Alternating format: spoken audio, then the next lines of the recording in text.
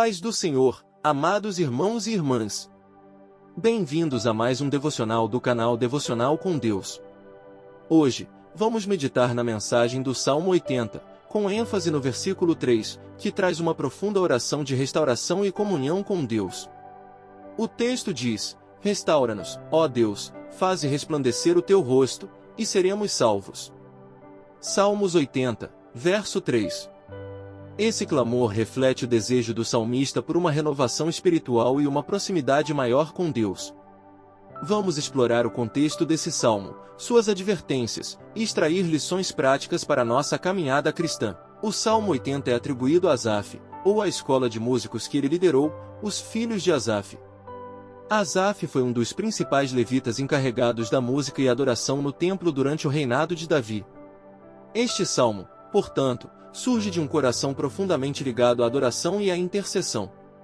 O contexto histórico desse salmo provavelmente está relacionado a um momento de grande crise nacional para Israel, possivelmente o exílio ou algum período de invasão estrangeira e devastação. Israel, que havia sido escolhido como povo de Deus, enfrentava as consequências de sua infidelidade e desobediência. Neste salmo, vemos uma súplica coletiva, clamando pela intervenção divina para restaurar a nação e trazer salvação. Explicação do capítulo 80. Primeiro o clamor de um povo desesperado, Salmos 80, versos 1 até 3. O salmo começa com um apelo a Deus como o pastor de Israel. Ele é invocado como aquele que guia seu povo, especialmente as tribos de José, Efraim, Benjamim e Manassés. O salmista clama por restauração e pelo resplendor do rosto de Deus, que simboliza seu favor e presença. O versículo 3 é repetido 3 vezes no salmo, versículos 3, 7 e 19, enfatizando a necessidade urgente de restauração. Segundo a lamentação pela condição do povo, Salmos 80, versos 4 até 6. O salmista expressa a dor do povo. Eles se sentem rejeitados e distantes de Deus. Ele descreve como as lágrimas se tornaram seu pão e como os inimigos se regozijam diante de seu sofrimento. Esse lamento reflete o peso do pecado e das consequências que vieram sobre a nação. Terceiro, a alegoria da videira, Salmos 80, versos 8 até 16. Israel é comparado a uma videira que Deus trouxe do Egito e plantou em uma terra fértil. Inicialmente, ela prosperou, mas depois foi destruída por causa do pecado e da desobediência. A videira representa a relação especial de Deus com seu povo e como ele cuida daqueles que escolheu.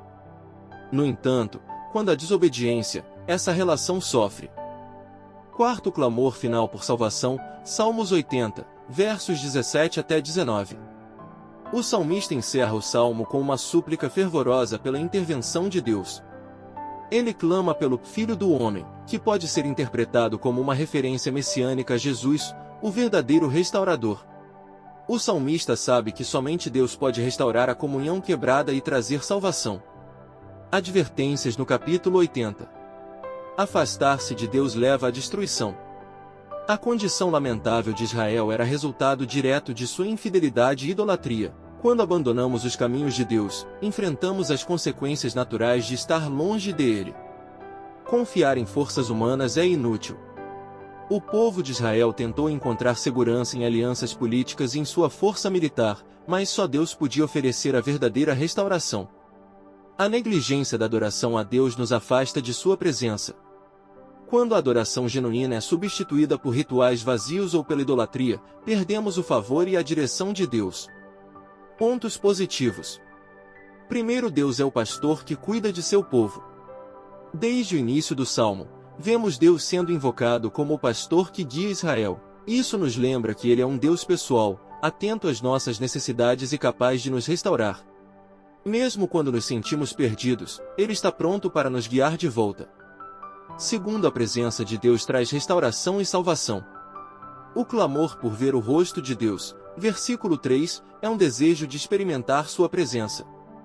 Quando Deus faz resplandecer seu rosto, ele derrama favor, graça e proteção sobre nós. É a sua presença que nos restaura, cura e salva.